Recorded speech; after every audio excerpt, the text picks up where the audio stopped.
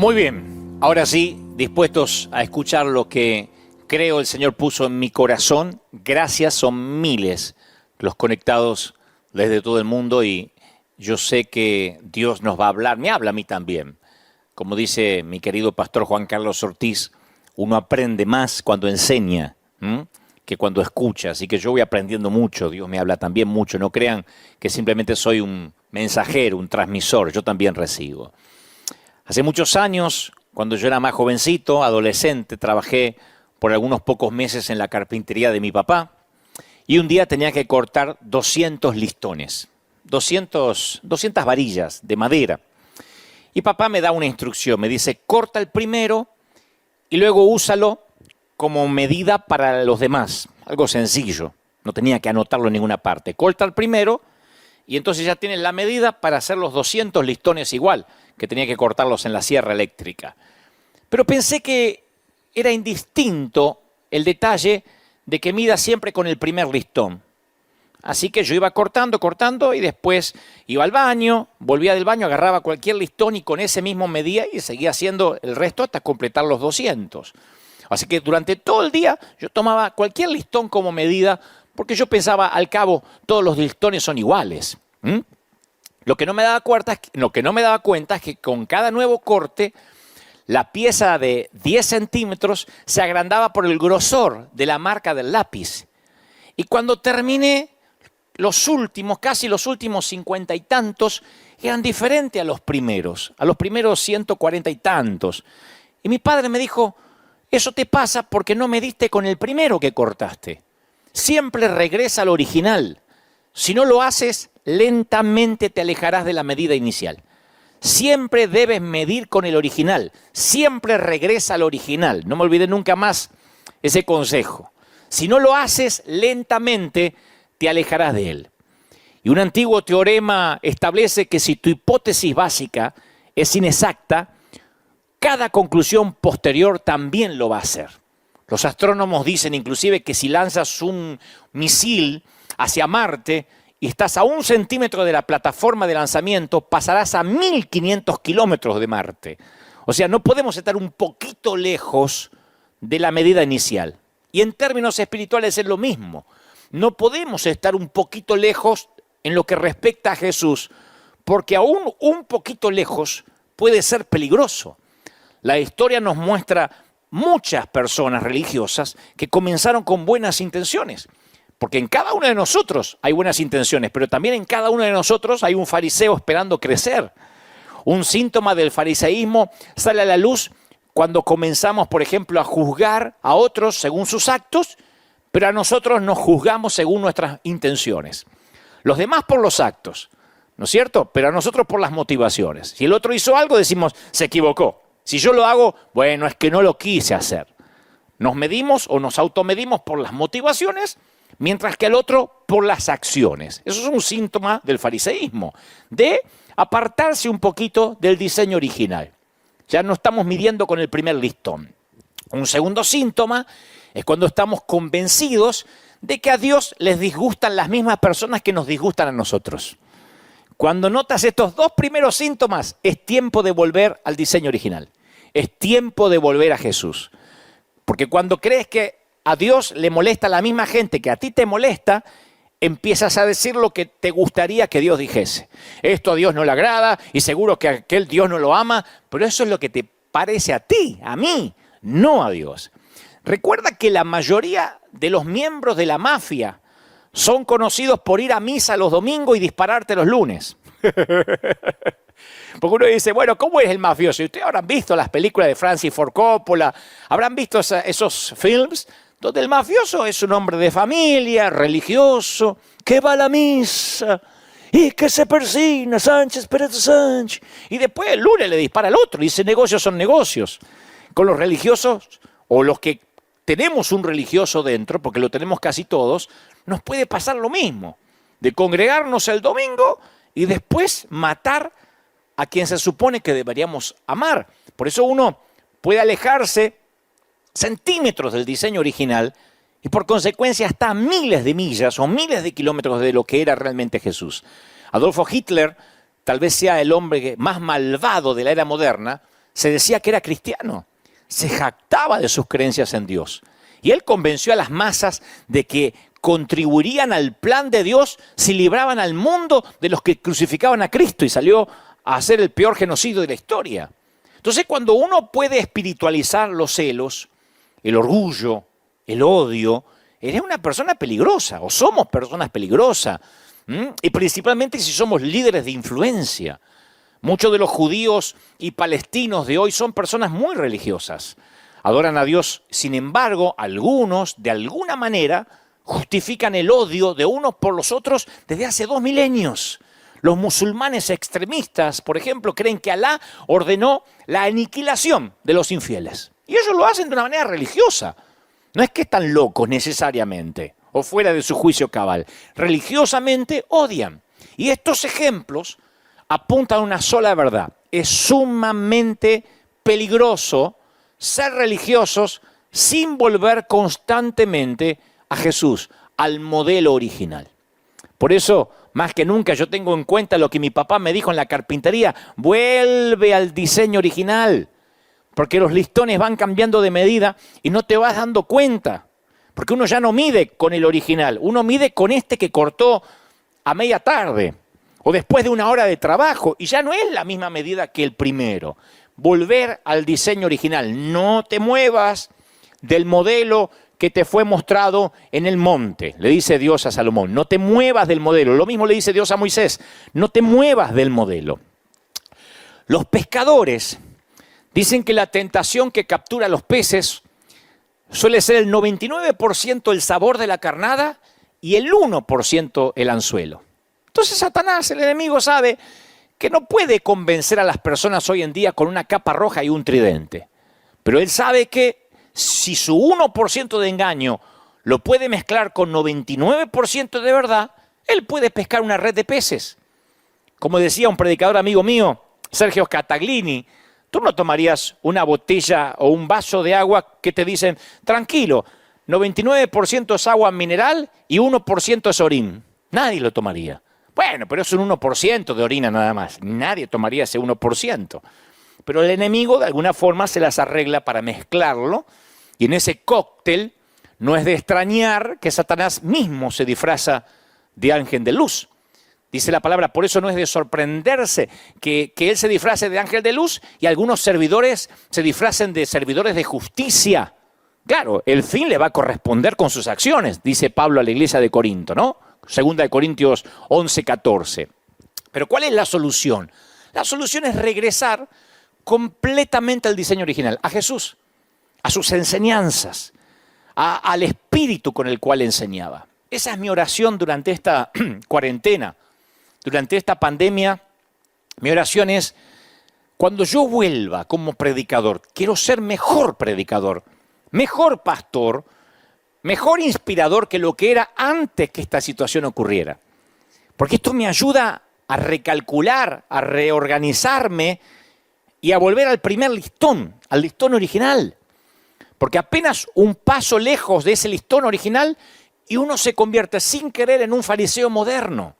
Y al diablo no le importa para qué lado del camino te desvíes, siempre y cuando te desvíes. Entonces es tiempo de volver a Jesús.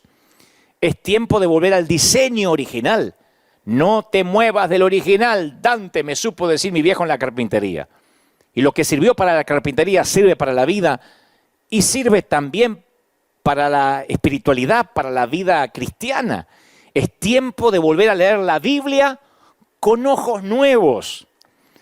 Porque en un domingo de resurrección hasta uno puede leer la resurrección con ojos viejos. Y bueno, si hoy se festeja la resurrección, se conmemora o se celebra, tomemos la Santa Cena y la tomamos como comiendo un poco de pan, sin saber que si uno vuelve a mirar la resurrección con ojos nuevos, uno puede descubrir revelaciones que no habíamos visto, que habíamos pasado por alto. Leer la Biblia con ojos viejos es el tercer síntoma del fariseísmo.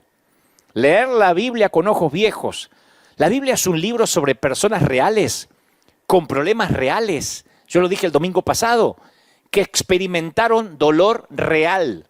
La Biblia comienza en el jardín del Edén con una decisión pecaminosa. El primer mensaje en esta temporada a través de internet que predico en vivo fue Pandemia, daño colateral, donde yo decía que la verdadera pandemia comenzó en el huerto del Edén. Entonces, ¿cuáles fueron los síntomas iniciales? Bueno, fueron el dolor de parto, el trabajo del hombre con espinas y cardos, y la vida aquí, a partir del huerto del Edén, y está registrado en las Escrituras, se transforma en una vida a puro dolor. Vive lo suficiente en este mundo y sabrás lo que es vivir a puro dolor, como la mítica canción. La buena noticia es que el cielo es una zona libre de dolor. Allí es completamente free de dolor, no hay dolor. Pero entre aquí y allá, el dolor está garantizado. Y cuando no hay dolor, las heridas siguen estando abiertas. El dolor es parte de un proceso de curación. Es un antiséptico emocional que limpia la herida. Oigo predicar a veces a muchos colegas, y creo que yo lo he hecho en alguna ocasión, y uno se pregunta al escuchar ciertos sermones, ¿qué Biblia leen? Porque hay historias que parece que están llenas de declaraciones de perfección, llenas de victoria, llenas de empoderamiento. Por eso hay tanta gente, como dijo el domingo pasado, que no le suena lo que predicamos a realidad. Porque las historias de la Biblia, la mayoría son historias de fracasos, de violencia, de sexo descontrolado, de borracheras, de asesinatos. Acá está lleno de cosas que no queremos mencionar porque pensamos que si las contamos, estamos aprobando esas circunstancias, estamos validando las historias. Y yo no estoy desvalorizando la Biblia o validando el pecado de esta gente. Yo estoy acreditando lo que aquí dice, porque si nosotros vemos las historias desde Génesis hasta Apocalipsis, sin toda la higiene que le hacemos, nos damos cuenta lo reales que son y lo parecidos que son estos tipos y estas mujeres a nosotros. Estas historias están acá porque son mi historia y son tu historia. Todos hemos sido como Noé, andando en algún momento desnudos por ahí. Si no lo hiciste físicamente, lo hiciste desnudo emocionalmente o espiritualmente. Esas historias están ahí porque todos hemos sido David, al querer aprovecharnos de algún poder que tenemos sobre alguien. Todos hemos sido Betsabé, nos han tomado y nos han abusado haciéndonos perder lo que más amamos. Todos hemos sido como Esther, utilizadas. Hemos sido abusados y se han aprovechado de nosotros. Por eso esas historias están acá. Muchos ya estamos cansados de oír la Biblia como desinfectada de todo aquello que no nos parece o que no podemos explicar mucho. Y como digo siempre, a los predicadores no nos corresponde qué predicar y qué no predicar de acá. Porque predicar una parte de la verdad es tan grave como no predicar nada. Y no nos corresponde a nosotros censurar lo que no nos suena muy espiritual o muy higiénico. La Biblia es la Biblia. Y está escrita con esas tragedias y con esos fracasos porque son historias reales. Las historias de vida esterilizadas solo caben en libros religiosos inventados para controlar la moral, el comportamiento de las personas. El cristianismo no es así. Dame la Biblia cruda y pesada como es y yo te mostraré gente a puro dolor. Pero no me lo moralices. Eso está bueno para el Corán. Pero la Biblia habla de dolor. La Biblia es un libro de gente rota, de gente con problemas. La Biblia no es un libro de el salmista David. ¿Qué decía David? Y le ponemos muchas D al final para que suene espiritual. David dijo. David era un tipo roto. Vean los salmos de David, léanlo con ojos nuevos y verán poesía descarnada. A un hombre que dijo, mientras callé el pecado se me envejecieron los huesos. Un hombre que a veces se quería morir, que tenía depresiones, que no quería salir de la cama. Estoy hablando del rey de Sión. El dolor nos otorga un posgrado cuando uno ve que el dolor ya está impreso aquí. Recuerden a José. 17 años de sufrimiento le valieron un grado de posgrado en dolor y en empatía. Porque el dolor trae empatía. Uno cuando se duele y reconoce el dolor, uno puede entender el dolor de la gente. Y él tiene un acto de empatía cuando nota una mirada de abatimiento en el rostro de un compañero de la cárcel que eventualmente termina salvando 2 naciones. El dolor puede ser un profesor de teología. El dolor puede ser un entrenador de vida. Nada obtiene toda nuestra atención como el dolor. Nada. El dolor te revela dónde debemos sanar, nos revela dónde debemos sanar, dónde necesitamos crecer y reorienta las prioridades como nadie más. No me digan que ahora hay alguien en el planeta que no se le haya reorientado las prioridades en esta pandemia. Muchos actores principales, actrices principales de las Escrituras sufrieron una noche oscura del alma. Muchos. Gente rota, a puro dolor. José perdió todo. Sara luchó contra la infertilidad. Moisés fue un fugitivo durante 40 años. 40 años viviendo en el patio trasero del desierto. Algunos dicen, ¿qué? ¿40 días en casa? 40 años. David tenía un suegro que intentaba matarlo. Digo, por si alguien se queja de los suegros. María Magdalena poseía un demonio. Pablo tenía recuerdos continuos, crónicos de asesinato que quemaban su alma. El pasado que lo atormentaba. También había algo en común. Oyeron la voz de Dios en la hora más oscura. Mi oración es que aprendamos a discernir la voz de Dios en este dolor. ¿No hay una lección que Dios está tratando de enseñarnos? ¿Será que, alguna parte de nuestro carácter que no pueda ser cultivada de otra manera que no sea con esto que Dios tiene que permitir? Uno de los domingos que yo prediqué acá, yo no sé si orar poniéndome a reprender a los gritos espíritu de coronavirus. Yo quiero que todo el mundo se sane. Yo quiero que nadie se enferme, como todo el mundo. Es sentido común. Pero no sé si quiero ir en contra de lo que Dios designó, porque yo creo que no podemos ignorar los deseos, los sueños, las puertas abiertas cuando hay dolor. O sea, lo que intento decir es que hay un montón de cosas que empiezan a ocurrir, que a veces no las vemos si no está el dolor en el medio. Cuando está el dolor uno no puede ignorar las cosas, uno se detiene. Dios lo usa a veces para sacarnos de un comportamiento adictivo, lo usa para sacarnos de una situación adversa, lo usa para sacarnos de una relación abusiva. El milagro que Jesús repitió, quizás más que cualquier otro, fue el de la curación de los leprosos. Jesús estaba restaurando su capacidad de esa gente de sentir de nuevo. Porque la maldición de la lepra es la pérdida del tacto, especialmente. Se vuelven entumecidos con el mundo que los rodea y es una forma peligrosa de vivir la vida. Los leprosos del Medio Oriente perdían el tacto, la sensación de las extremidades de manera tal que cuando se dormían por las noches las ratas le comían los dedos y ellos no se daban cuenta. Entonces ese nivel de callosidad es peligroso para un leproso y también para los que sufren de lepra espiritual, los callos espirituales.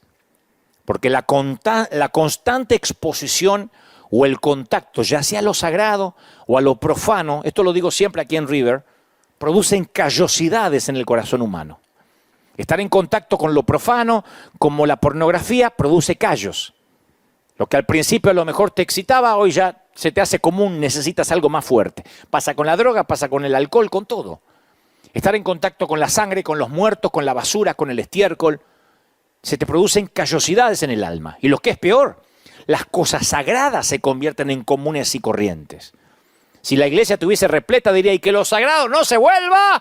Y todo River diría, común, aquí se lo saben de memoria. Estamos tan expuestos al estímulo emocional a través de los medios de comunicación que nuestra capacidad de compasión está disminuida. Si la pandemia se estira, Dios no lo permita, y esto dura meses, vamos a acostumbrarnos a ver fosas comunes como la de esta semana aquí en New York. Vamos a acostumbrarnos a ver gente muriéndose sin pasar por un memorial o un funeral. Lo vas a tomar como común. Tú dices, no digas eso, no nos podemos acostumbrar a eso. La gente se acostumbra a todo, a lo profano, a lo bueno, a lo malo, a todo, hasta a la presencia de Dios. Hasta el que caiga maná del cielo, la gente se puede acostumbrar. Y se encoge nuestro amor por los perdidos y por el dolor ajeno. Porque somos como esponjas. Pronto nos saturamos de lo que sea.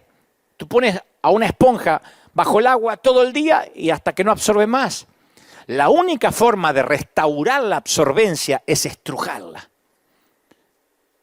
Por eso perdemos nuestra capacidad de absorber. Porque si nos negamos a sentir dolor, dejamos de crecer. no importa cuántos mensajes escuchemos, no podemos absorber más verdad hasta que el Señor nos estruja. Antes de esto había gente que venía a la iglesia y estaban, no solo aquí, en cualquier templo, como pasajeros adormecidos en un tren, mirando la hora y diciendo que no se haga largo, que tengo que ir a comer. Y había unas verdades y unas revelaciones, pero son como esponjas, ya no pueden absorber más. Vamos a salir a evangelizar, vamos a salir a llevar muebles. Hemos llevado muebles, hemos amueblado casas completas durante casi todo un año. Y no iban muchos, un grupo, a veces 30, 40 personas, pero somos varios miles. Yo estoy seguro que en estos días la gente se moriría por ir a repartir comida. De hecho, dicen, déjenme ir. Porque antes capaz que no había esa sensación, esas ganas de ir. Porque como esponja nos llenamos y como estamos llenos hasta que el Señor nos vuelve a estrujar con dolor, no podemos volver a absorber verdad. Ahí es cuando recuperamos nuestra absorbencia. Así que, ¿qué hace Jesús? A los leprosos les da el regalo de sentir de nuevo. Y ese regalo incluye el placer como el dolor. El versículo más corto de la Biblia dice Jesús lloró, o uno de los más cortos. O sea, Jesús fue un hombre con sentimiento, familiarizado con el dolor. Lloró también en el huerto de Getsemaní. En Pablo tenemos a un hombre que sufrió en todos los niveles. Sin embargo, permaneció fiel hasta el final. ¿Qué tenía que decir Pablo con respecto a la adversidad? ¿Qué fue lo que aprendió? ¿Cuál era el secreto? ¿Cómo es que seguía animándose a continuar cuando la mayoría de los tipos se hubiesen dado por vencido? Y él seguía escribiendo cartas desde la cárcel, sabiendo que su cabeza iba a rodar por la arena antes del amanecer. Pablo dice, para evitar que me volviera presumido por estas sublimes revelaciones que tengo, por tanta verdad que estoy absorbiendo, una espina me fue clavada en el cuerpo. Hay una versión que dice un aguijón. Es decir, un mensajero de Satanás, ¡paf!, para que me estruje, para que me atormente. 3 veces le rogué al Señor que me lo quitara. ¿Qué le dijo el Señor? Te basta con mi gracia, te la arreglas con mi gracia. Mi poder se perfecciona ¿en qué? En tu debilidad. Así que me voy a gozar, dice Pablo, gustosamente. Voy a hacer alarde de que soy débil. ¿Quién hace alarde de las debilidades hoy en día? ¿Cuántos predicadores conocemos haciendo alarde de las debilidades? Hacemos algunos alardes de algunas debilidades. La mayoría no. Es como cuando le preguntas a un empleado o a alguien que quieres contratar, dígame algún defecto. Soy adicto al trabajo. Soy muy perfeccionista. Disfrazamos las debilidades de cualidad. Pero Pablo dijo, yo me voy a gloriar en mis debilidades de verdad. Me regocijo en debilidades, en insultos, en privaciones, en persecuciones, en dificultades. Porque cuando soy débil, soy fuerte. 2 Corintios 12:7. De todos los conflictos y abusos que sufrió Pablo, su espina clavada en el cuerpo fue lo que más le molestó. Algunos dicen que era un defecto en la vista, lo sacan en conclusión porque en un momento dice, miren con cuán grandes letras os escribo. Después terminan diciendo, no, está diciendo que está remarcando eso, como quien remarcaría hoy en computadora en negrita, ¿no es cierto?, en una tipografía. Otros dicen, no, se ve que su aguijón era el pasado que lo perseguía. Yo quiero pensar y prefiero pensar que era alguna clase de debilidad. Y como se utiliza de manera figurada, habla de un aguijón, yo creo que se refiere a cualquier cosa que puede ser un tormento constante que te causa dolor. El dolor puede ser porque tienes un callo, ustedes saben lo que es caminar con un callo o con una uña encarnada. Yo digo siempre que la uña encarnada se refleja en la cara, ¿no? Y yo creo que Pablo tenía un dolor pequeño, grande, pero que Dios decidió no quitarle ese dolor y él tuvo que aprender a vivir a puro dolor. En el proceso, Pablo hace unos descubrimientos asombrosos con respecto a la adversidad y lo capacita no solamente para sobrevivir ante las circunstancias, sino para gloriarse en ellas y salir victorioso. Entonces yo he aprendido y estoy aprendiendo con la pandemia que hay un propósito detrás de esta pandemia. Yo sé que lo han oído, pero lo diré otra vez. Hay un propósito detrás de esta adversidad para evitar que me volviera presumido, dijo Pablo. Por estas revelaciones tengo una espina, un dolor. Y a veces pasan semanas, años, y algunas veces toda una vida y no sabemos cuál es el propósito de Dios. Job se fue a la tumba sin saber por qué sufrió exactamente. Pablo cuestionó al Señor 3 veces antes de recibir una contestación. Parece como que Pablo, cuando uno lo lee, dice, lo pedí 3 veces. Parece que lo pidió a la mañana, después de almorzar y a la noche. Eso es lo que uno cree, pero no sabemos cuánto tiempo pasó entre sus peticiones. Tal vez durante 20 años lo pidió 3 veces. Él conoció la frustración de tratar de mantener la fe en Dios mientras se preguntaba por qué Dios no le respondía. Lo que Pablo aprendió es que cuando Dios no remueve la espina es por una razón, mi viejo. Todos tenemos una espina. Yo tengo una espina, tú tienes una espina. Y los que parecen que no es porque son buenos actores, pero todos tenemos aguijones. No les creas a los timadores que te dicen, yo tengo la vida resuelta, yo no tengo espina. Todo el mundo tiene espina, nada más que hay una mayoría que lo disimula un poco más. Hay más hipócritas que otros, pero todos tenemos una espina, un dolor, algo que nos duele, algo no resuelto. Segundo, Dios decide si nos revela el propósito del dolor o no. En el caso de Pablo, Dios decidió indicarle por qué le había dado esa espina, para que no te vuelvas orgulloso. Es interesante que Dios no le revela esto a Pablo la primera vez que él oró. Dice Pablo, yo 3 veces le rogué al Señor que me la quitara. Pablo ni siquiera preguntó por qué. Él estaba pidiendo, Señor, quítamelo. No es poco común que Dios revele la razón del sufrimiento. Él revela. Él le reveló a Moisés la razón por la cual no le permitió entrar a la tierra prometida. Dios le dijo a Josué por qué él y su ejército habían sido derrotados por una tribu pequeña llamada Ai. Porque resulta que había un tipo que se quedó con el anatema, eso es otra historia. Jesús le dijo a sus discípulos que podían esperar problemas y por qué los iban a esperar. Juan escribió a las iglesias de su tiempo y les explicó por qué estaban experimentando pruebas. O sea que Dios no está necesariamente callado respecto a la pregunta del por qué, pero responde a su tiempo, el cual generalmente está un poco detrás del nuestro. Hay mucha gente acá tratando de decir por qué pasó la pandemia, yo les voy a explicar, y otros dando profecías. Yo digo siempre, dije la primera vez que prediqué sobre esto, hace 5 domingos atrás, todos son profetas con el periódico de ayer. Todos. A mí me hubiese gustado encontrar profetas que predijeran lo que estamos viviendo. Ahora son todos profetas, esto pasa por esto y esto pasa por lo otro y esto estaba escrito. Bueno, pero que lo digan antes, no después. Ahora, va a ser difícil que encontremos el propósito rápido. Y tú dices, pero ¿cuál es el propósito? ¿Dios se enojará por preguntar por qué estamos pasando esto o por pedir que el coronavirus se vaya? No, no hay ninguna evidencia de que Dios le haya reprochado a Pablo por haber pedido que su espina fuera eliminada. Dios entiende nuestras debilidades. Yo espero que clamemos a Él cuando estamos experimentando dolor. Yo oro para que la pandemia se vaya rápido. Yo estoy orando para que la iglesia abra las puertas, no solo esta, todas. Dios no se va a enojar, va a decir, está fuera de mi voluntad. Yo oro porque Pablo no fue el primero que le pidió ayuda a Dios. Su propio hijo le pidió a Dios que su espina fuera sacada. Si es posible, pasa de mí esta copa. Entonces, de la misma manera, nosotros tampoco deberíamos tener miedo de preguntarle a Dios por qué.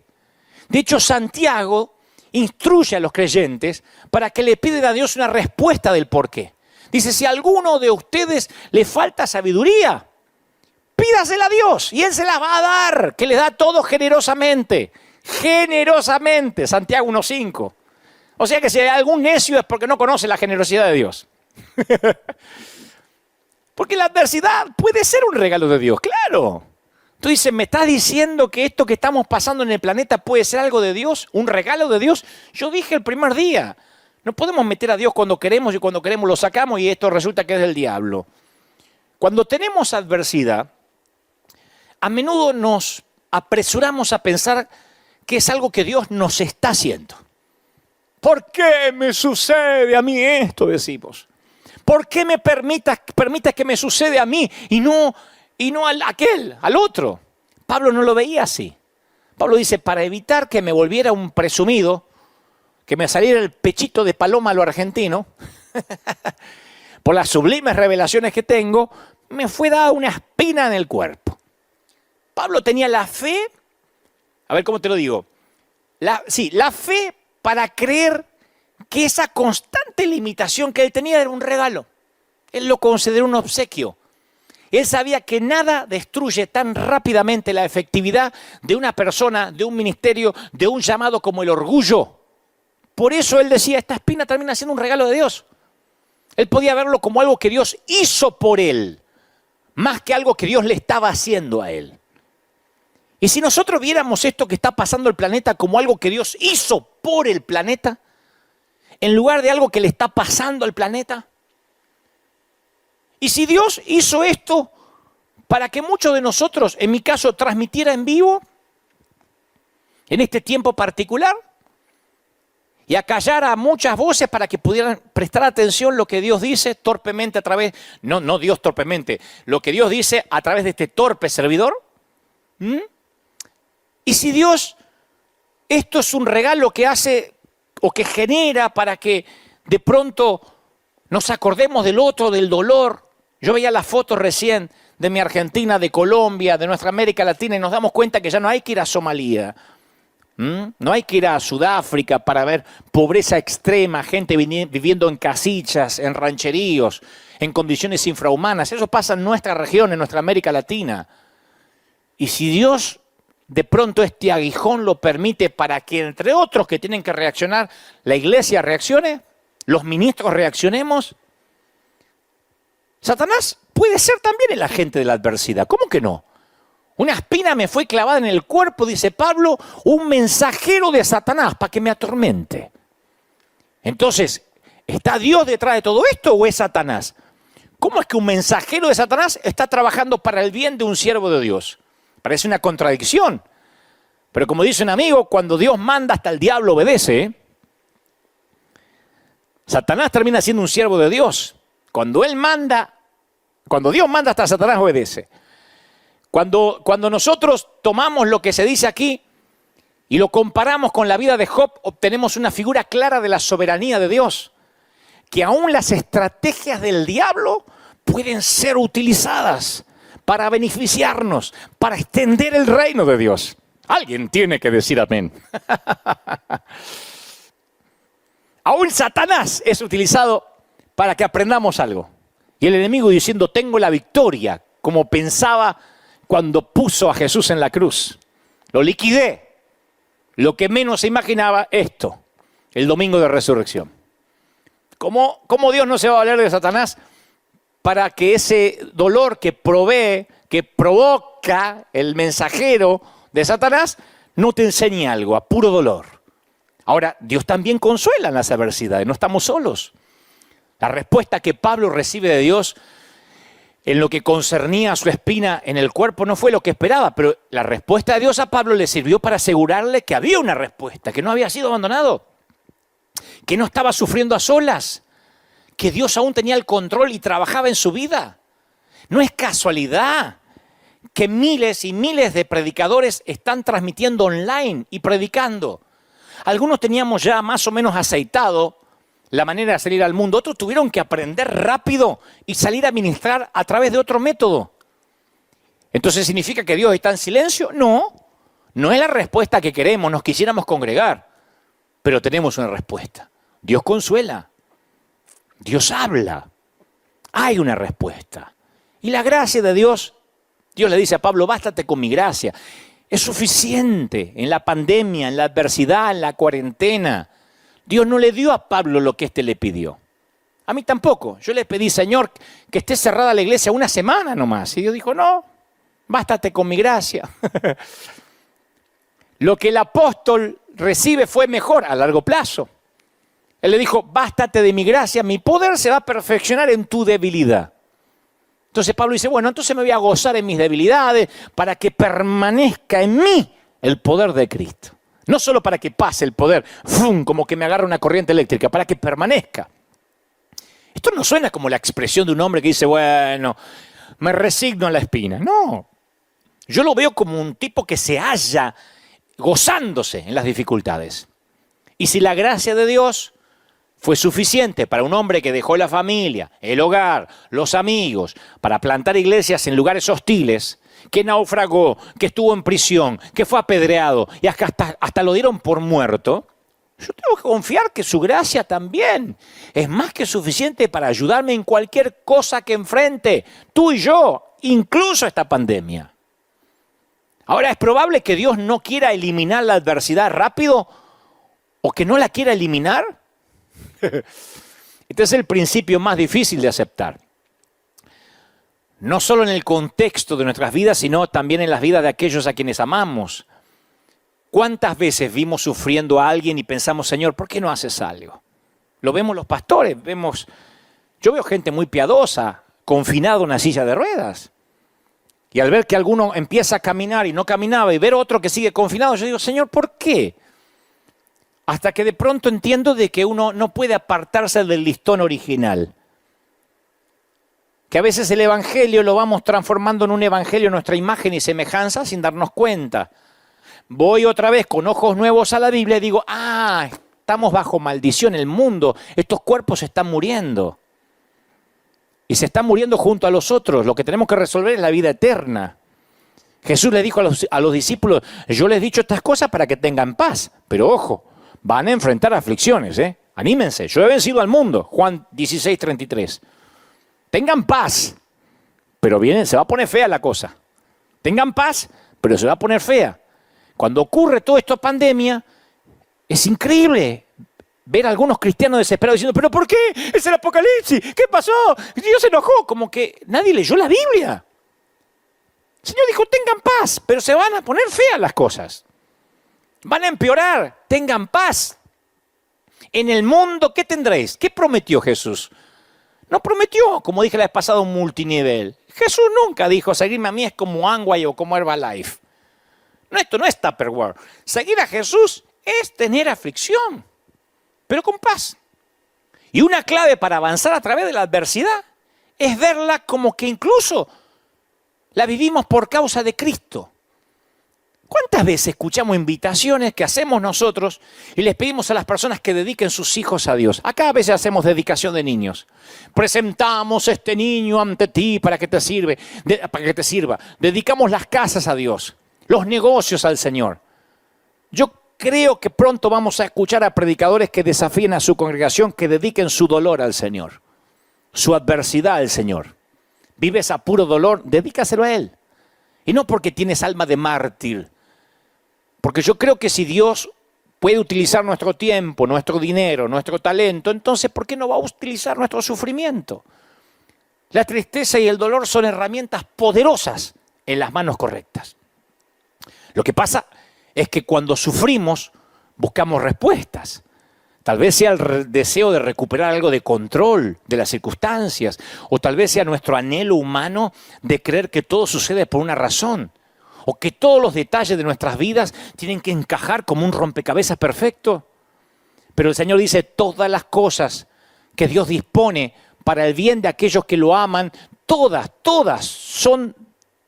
operan para bien.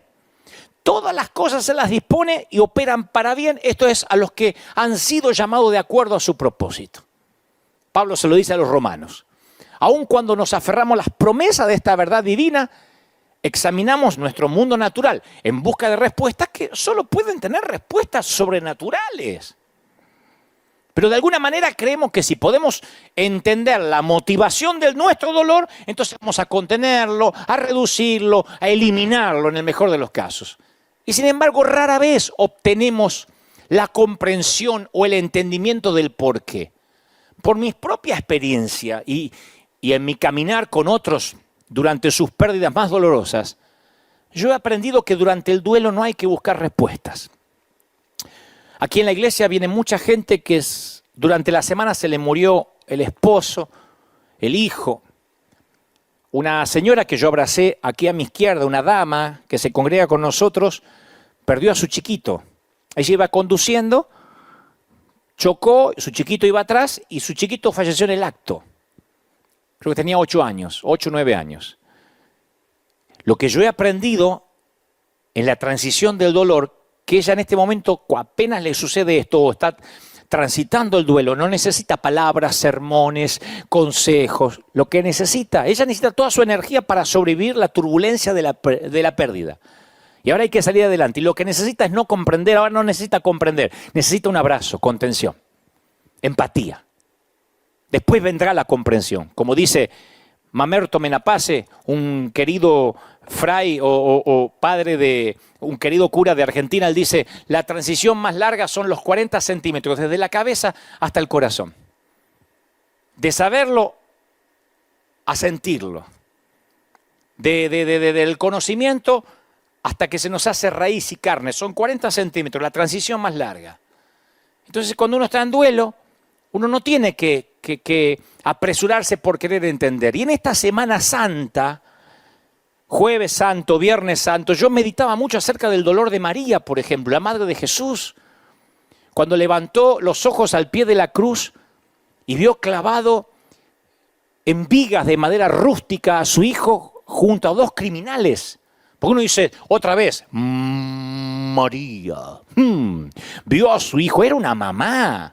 Era María, pero no le pongamos una asepsia, una higiene, como que ella no tenía dolor porque era una santa. Este era su hijo que estaban crucificando.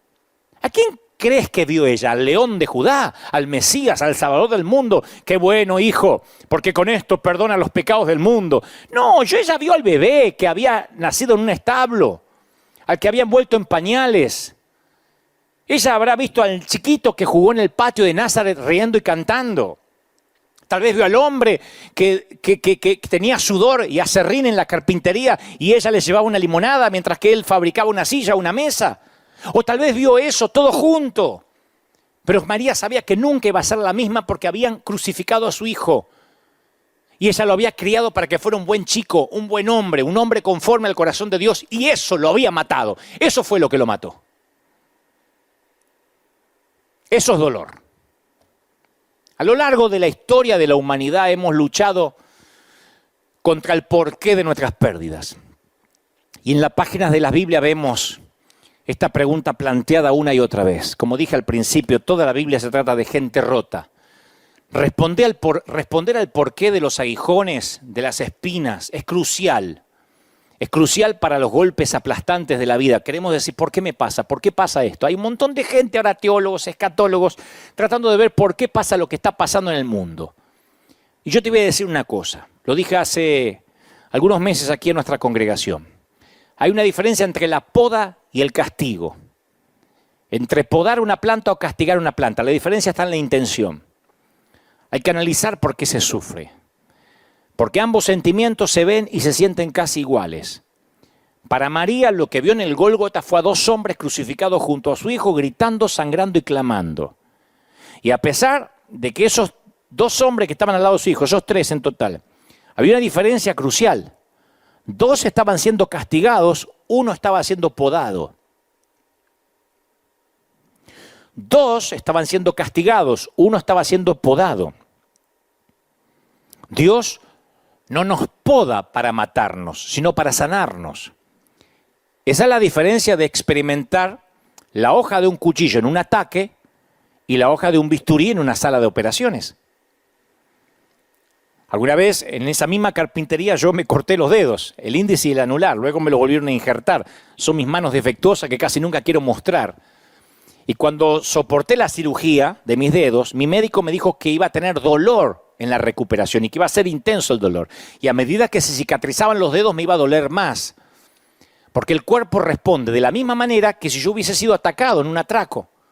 Aun cuando el mejor cirujano tenga que cortar delicadamente la carne para salvar la vida. La intención produce un resultado diferente. Si sufres una herida porque alguien te asalta y te quiere apuñalar y no lo tratas, tu cuerpo se infecta, se deteriora y mueres. Por otro lado, cuando el cirujano hace una reparación, el dolor de tu cuerpo también conduce a una curación y reparación. Lo diferente en la intención es que uno es para curar, uno es para podar y el otro para castigar, o porque te está pasando algo grave. Lo diferente en la intención no anula las similitudes en el dolor. Lo diré otra vez. La diferencia en la intención no anula el mismo dolor que siente uno y el otro. ¿Sí? El dolor es el mismo, pero cambia la dirección de tu enfoque. Esta diferencia de intención se refleja en la forma que percibimos este dolor, a puro dolor. Podemos reconocer que las semillas de grandeza están siendo enterradas para echar raíces, para producir fruto. O podemos pensar que estamos siendo enterrados vivos, asfixiados por lo que nos dice CNN y las noticias. Tantos muertos, fosas comunes, tantos muertos allá, porque vieron que nos dan la cantidad de muertos por día como si fuera el fixture de un campeonato. Perdonen el ejemplo sórdido, pero así de pronto vemos a la mañana, se murieron más en Italia, en Estados Unidos van más. Uy, ¿cuántos en Argentina? Mirá los de Perú. Uy, Ecuador está tremendo. Y uno se anestesia, le agarran hasta callos. Y podemos llegar a pensar, bueno, estamos siendo enterrados, asfixiados, Dios está aplastando el mundo.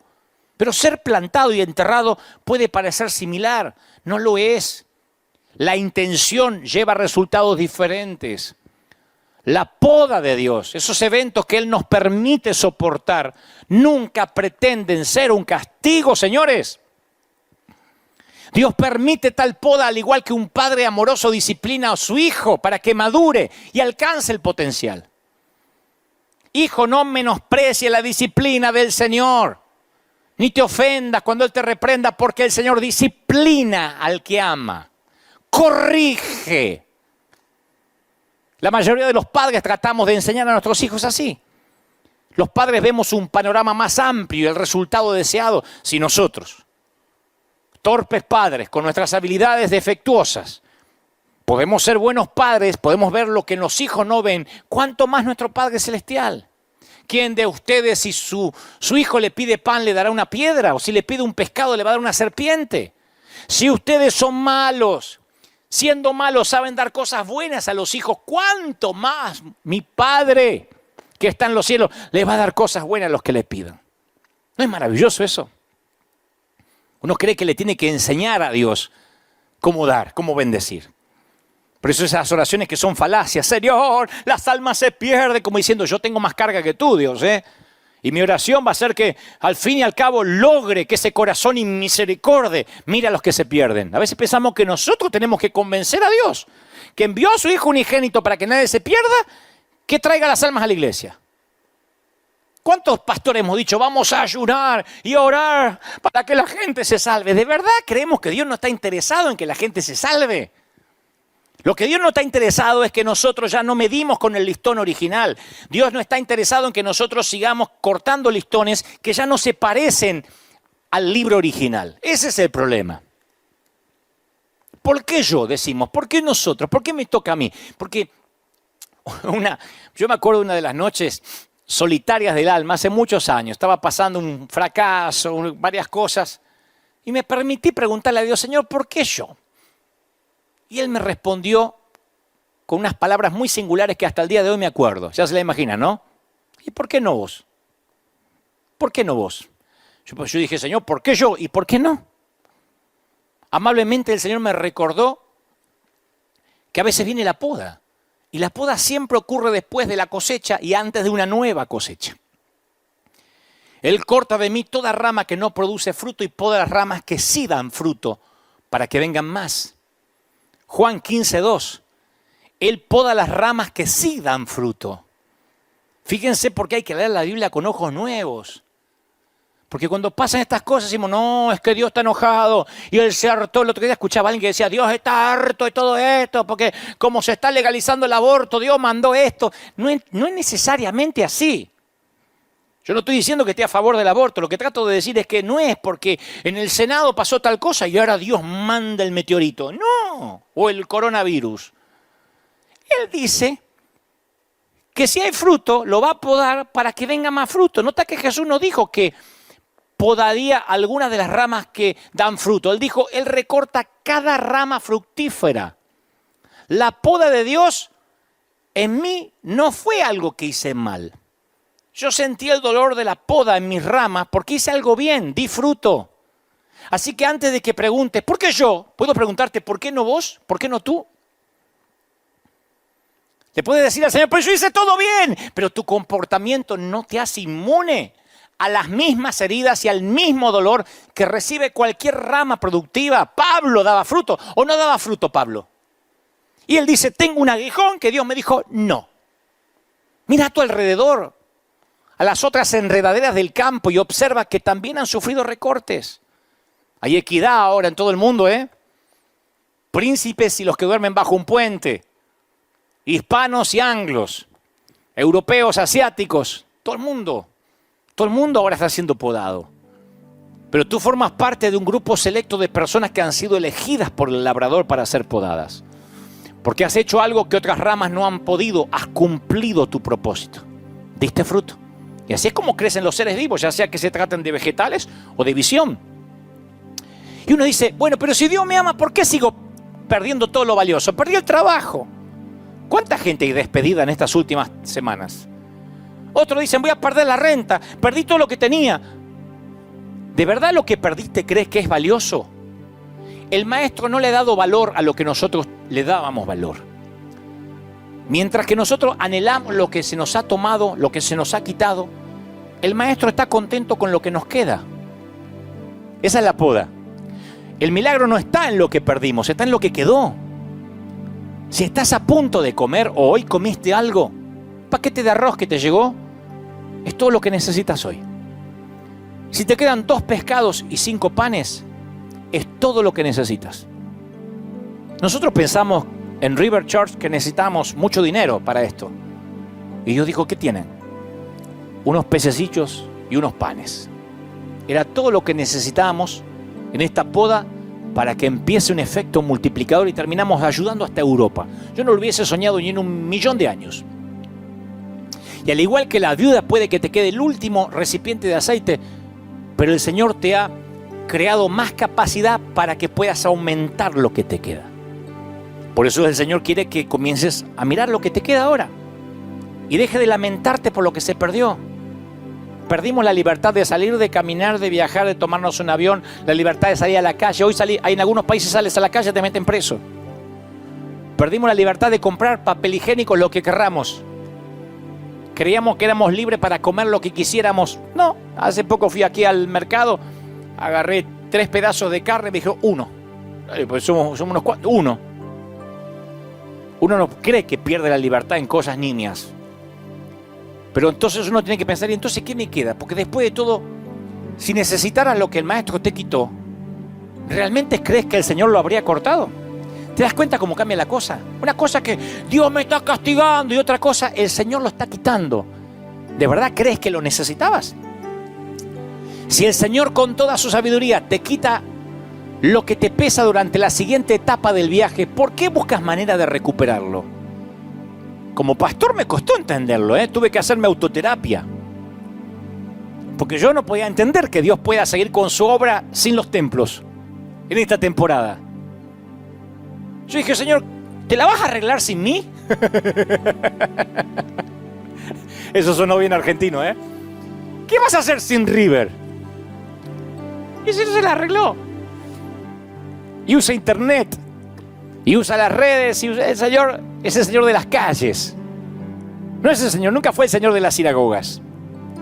Dios permita que podamos volver a los templos. Y si no, porque al podarte el Señor te está ayudando a que solo lleves lo que necesitas a donde Él quiere llevarte ahora, a donde Él quiere que vayas. Él sabe que la bendición de la cosecha de la temporada pasada puede convertirse en una trampa y un cementerio para tu futuro. Cruzar hasta la promesa de Dios siempre va acompañado de un proceso de poda. Y yo no sé cómo será el proceso de tu vida, pero Dios tiene un llamado personalizado para tu vida y las podas van a ser específicas, van a ser únicas. Queridos pastores, no te preocupes, no te fundiste. Hay pastores llorando, depresivos, hombres de Dios que han dado su vida por el ministerio y ahora no saben cómo continuar. En esto juegan todo tipo de variables. Las cosas que Dios te podará dependerán mucho del lugar de donde vengas y hacia donde Él te quiera llevar. Y solo Él conoce eso. Tal vez Dios quiera quitarte algunas relaciones cancerígenas. Cuando Dios remueve algo de nuestras vidas no es porque está tratando de quitarnos algo, es porque está intentando hacer lugar para una cosecha nueva. Estoy hablándole a toda la República Argentina a las 10 de la noche en uno de los canales de streaming, no sé si más respetado, pero muy conocido, por cierto, de un tal Mario Pergolini. Nos hicimos muy amigos últimamente.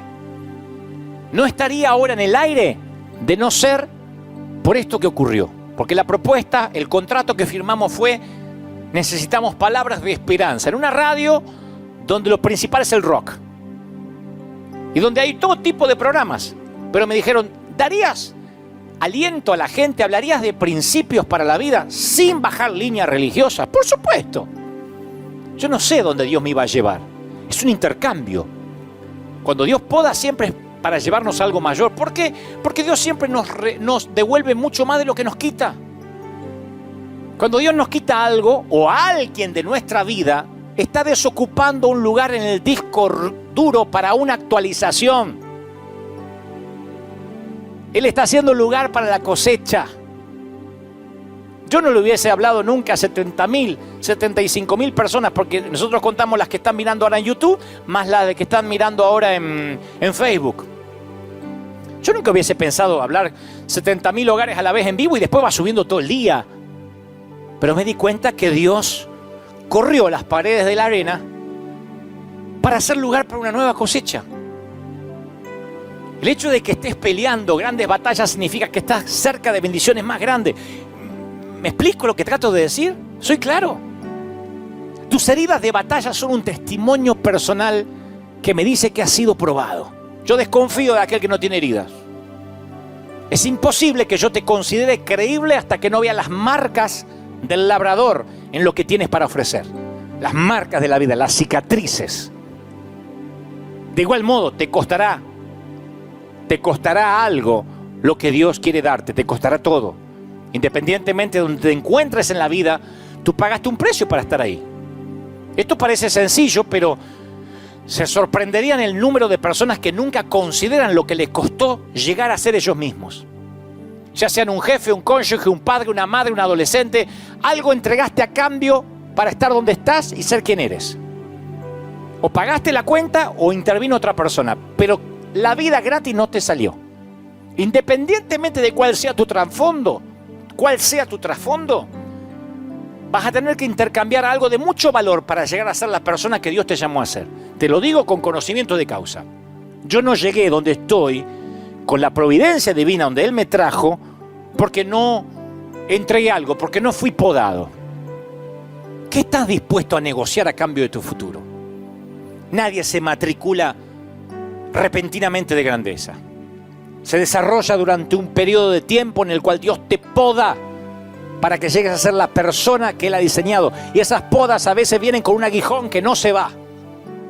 Como una semilla, la grandeza vive en tu interior, pero debe ser cultivada a medida que Él te dirige por las diversas temporadas de cosecha. Y Él dice, mundo, planeta, hacer lugar para la nueva cosecha. Porque viene, señores, viene una gran cosecha. Y en estas temporadas donde tienen lugar las transacciones más costosas, no pierdas el hecho de que Dios ha prometido que seríamos podados, habrá pérdida. Y Él podará las ramas que sí dan fruto para que den más. Hace poco una dama me dijo, estoy en serios problemas, Dante. Y yo quise alentarla. Y ella me dice, no, es que yo toqué fondo. Le dije, ¿qué había? Me dice, ¿dónde? En el fondo. ¿Cómo que había? Claro, si tocaste fondo, querida, ¿qué había? Dice que tocaste fondo, ¿qué había ahí? ¿Qué encontraste en el fondo?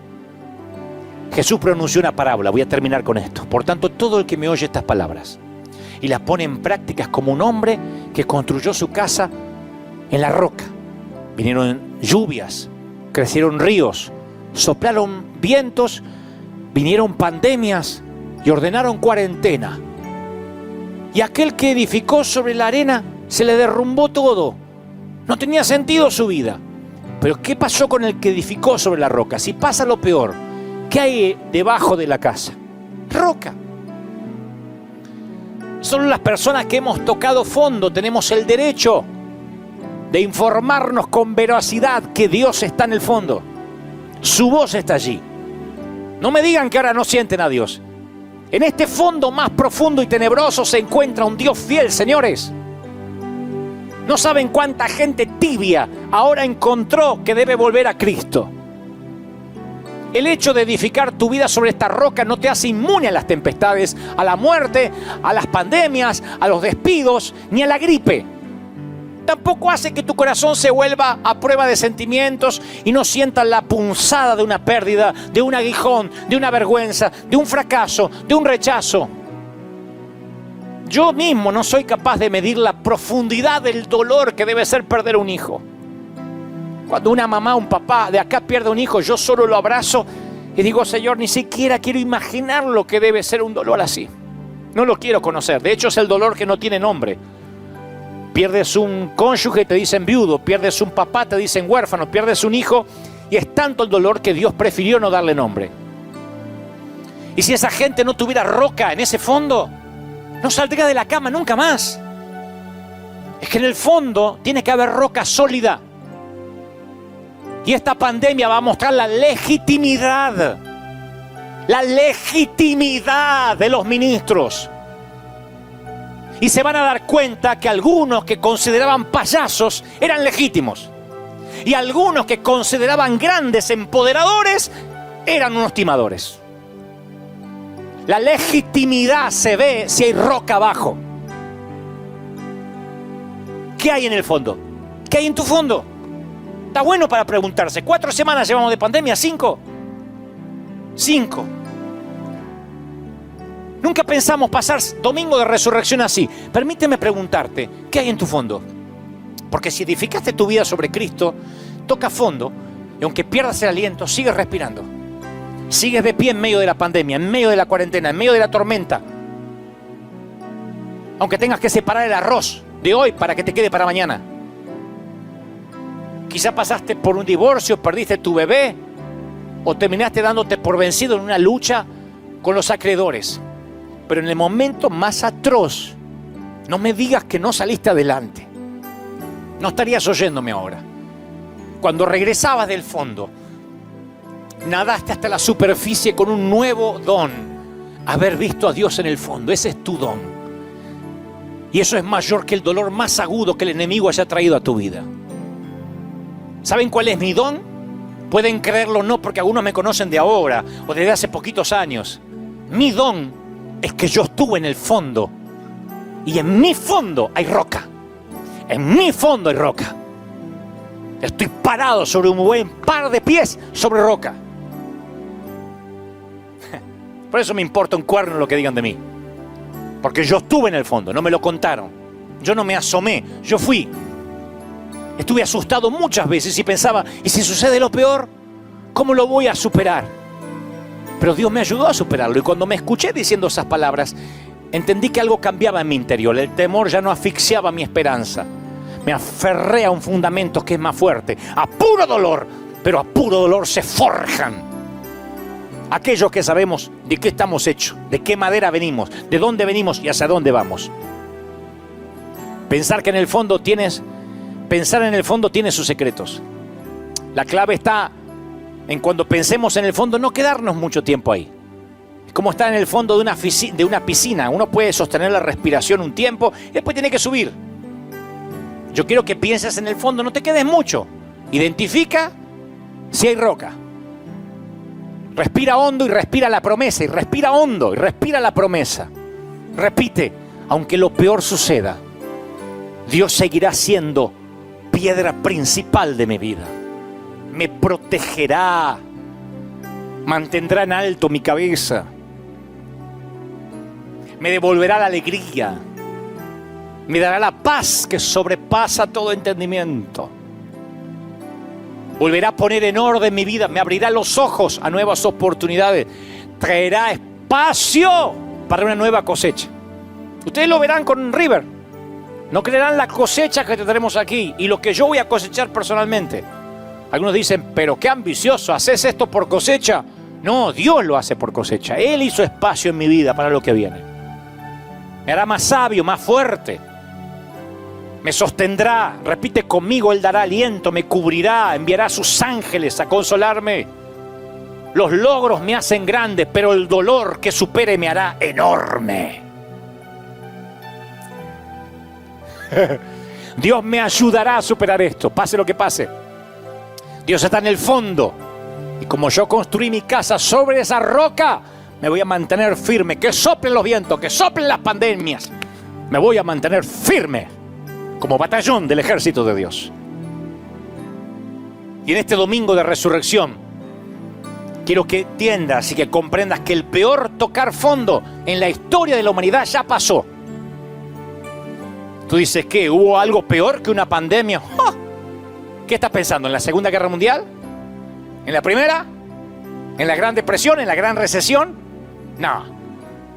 Lo peor en este planeta ya pasó. El peor tocar fondo. Jesús tocó fondo. Durante 3 días, los temores más profundos de los que le seguían se confirmaron. Y si lo sentencian a morir, lo sentenciaron a morir.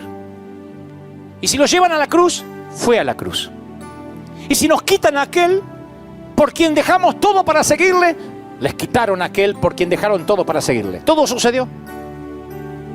Sin embargo, hoy celebramos que Jesús emergió de las tinieblas, del fondo, echando fuera todos los temores para siempre. Y debido a que Jesús ascendió a la diestra del Padre, ya no tenemos un espíritu de temor. Léalo, lee la Biblia con ojos nuevos, nos mantenemos firmes, incluso tocando fondo. El mundo está mirando qué piensa la iglesia. ¿Saben qué está mirando el mundo? Que nosotros nos mantenemos fieles a puro dolor. No estamos exentos del dolor. Estamos en la misma cuarentena. Si no tomamos las precauciones debidas, nos podemos enfermar igual que cualquiera, puro dolor. Pero la gente no entiende cómo no perdimos el gozo, cómo no perdimos la alegría. Personalmente, con un equipo de pastores de planta, salimos a repartir comida en la semana. Y los que me conocen dicen, usted siempre bien, siempre con una sonrisa. Y de tanto en tanto les muestro que estoy sonriendo debajo del tapaboca. Porque quiero que ellos sepan que aunque estamos en el mismo dolor, acá hay roca. Y quiero que tengan ganas de tener la misma roca. Deberías también escuchar el consejo de mi viejo de la carpintería. Tal vez nunca fuiste carpintero y nunca lo serás. Pero óyeme lo que te voy a decir. Mírame. Préstame atención. Siempre debes medirte con el listón original. Regresa al original. Porque si no lo haces, lentamente te alejarás de él. Quiero orar por ti.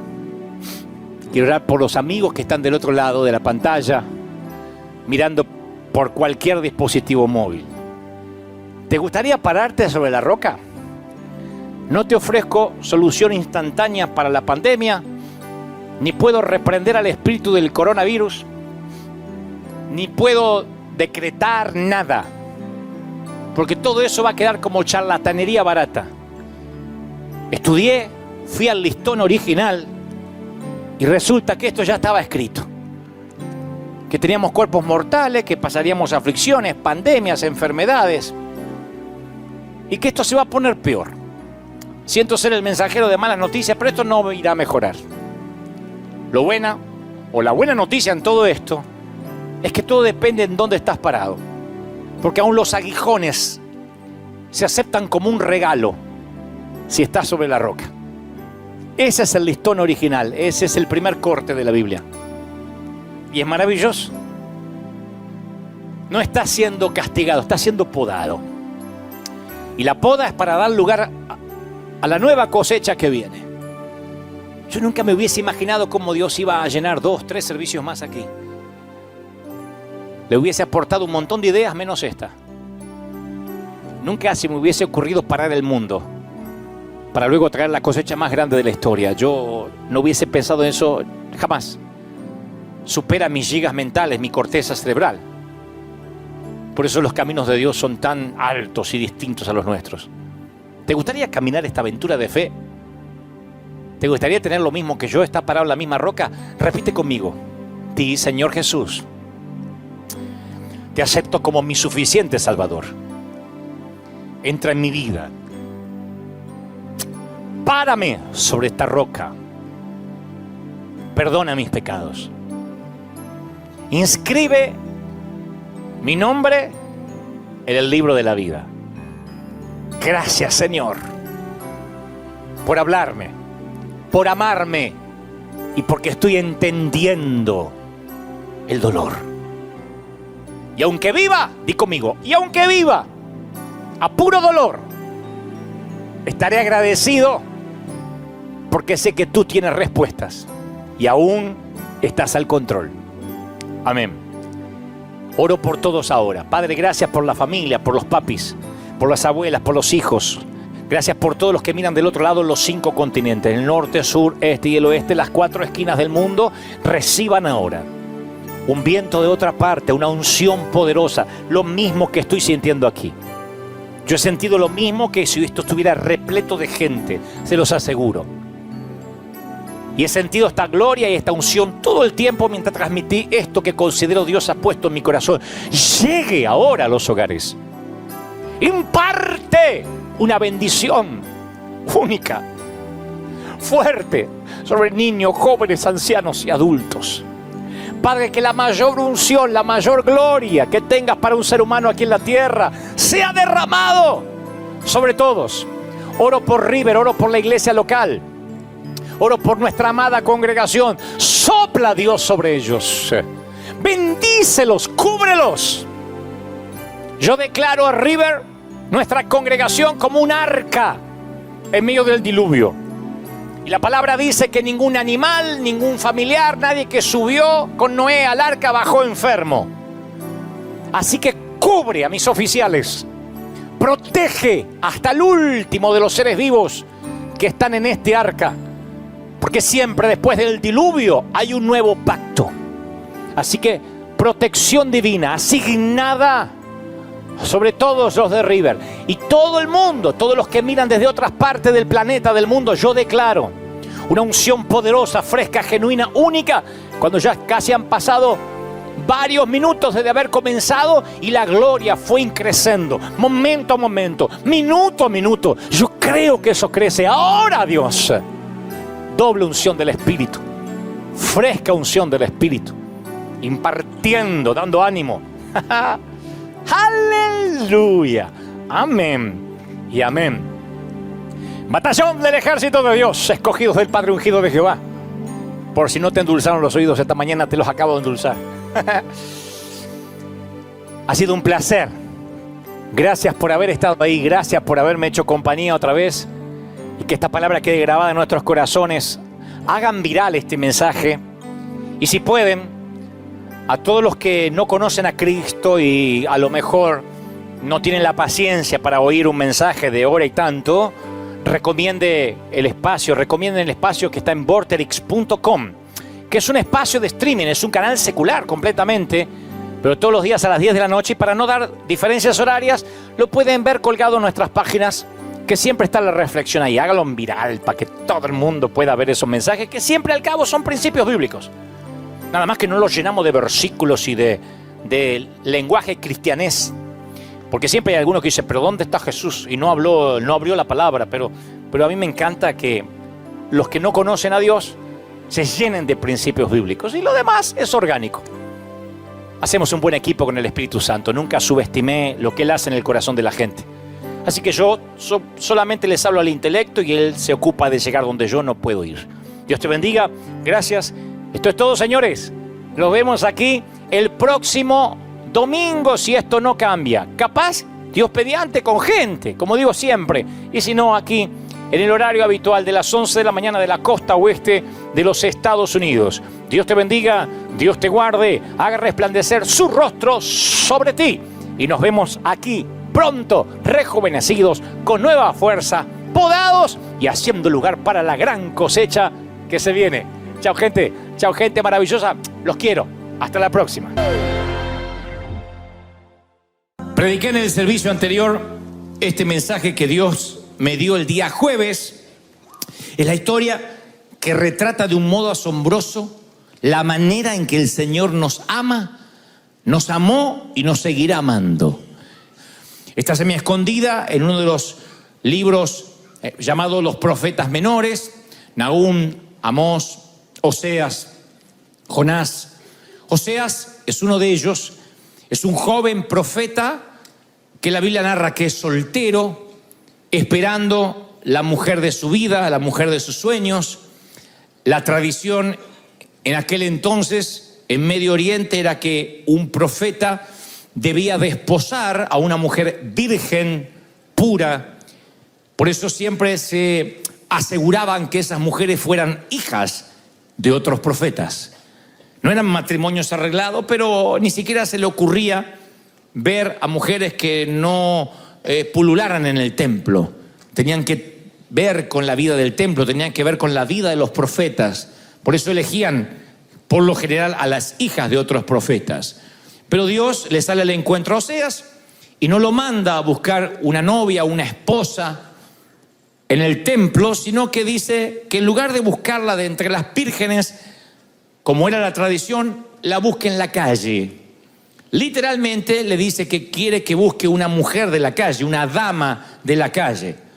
Dios le da la orden que vaya al peor vecindario de la ciudad, en una esquina poco poblada y poco iluminada, y que ahí se case, luego de conocerla, con una prostituta. Y Oseas, que es un hombre puro, que es un hombre que tiene que ver con las cosas de Dios, un hombre que estudia la palabra y no está acostumbrado a estas transacciones, no sabe ni dónde encontrar a este tipo de mujeres, tiene una orden divina de ir y desposarla. Tiene que encontrarse con esta extraña, una mujer que es objeto de lujuria de varios extraños. Las mujeres detestan a mujeres así. Se llama Gomer, la protagonista de esta historia de amor. Y allí va Oseas, el profeta por orden divina. Entonces, lo primero que el Señor me mostraba cuando me daba este mensaje es que esta no es una historia que está en las Escrituras como ejemplo solamente de obediencia total, que es la manera en que yo escuché siempre predicar este mensaje. Hay que obedecer como obedeció Oseas. Entonces uno se imagina que Oseas va y hace esta transacción con esta mujer llamada Gomer y tiene que vivir con asco con ella. Pero el Señor me mostraba mientras escribía el mensaje que la obediencia de Oseas no es lo esencial de la historia que Dios quería mostrar. Lo esencial de esta historia, lo medular, la matriz de esta historia, es que Oseas amó a Gomer. Varias veces dice, y la amó. O sea, pudo haber ido en obediencia a un sitio oscuro diciendo, yo no quiero tener nada con este tipo de mujerzuelas. Pero cuando la vio, la amó. Supo que tenía algo con ella. Sus corazones se conectaron. Amó a Gomer. Eso es lo esencial de la historia. Dios creó en él una pasión y hizo que amara a una persona difícil de amar. ¿Habrá personas aquí difíciles de amar? Ay, no, son todos fáciles.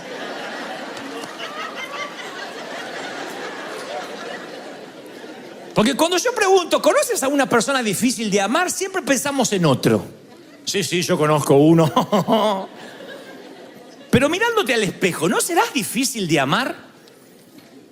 Digo, o eres fácil de amar, o eres una persona fácil de llevar.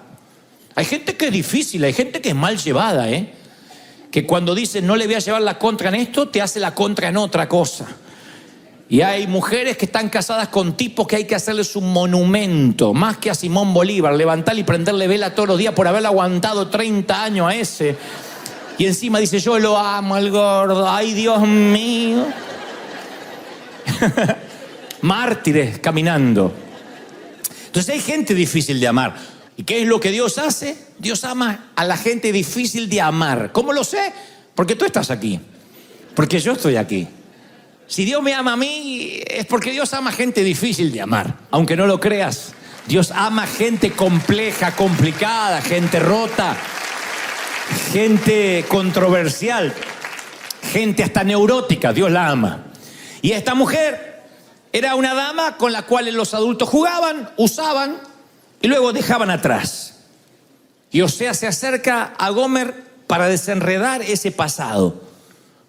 No ve en ella, que ha estado por años quizás como una mercancía de descuento, de degradación. No la ve como una prostituta, la ve como una esposa. La ve como la madre de sus hijos. Y se enamoró de Gomer. enamorado de una mujer que perdió el respeto por sí misma.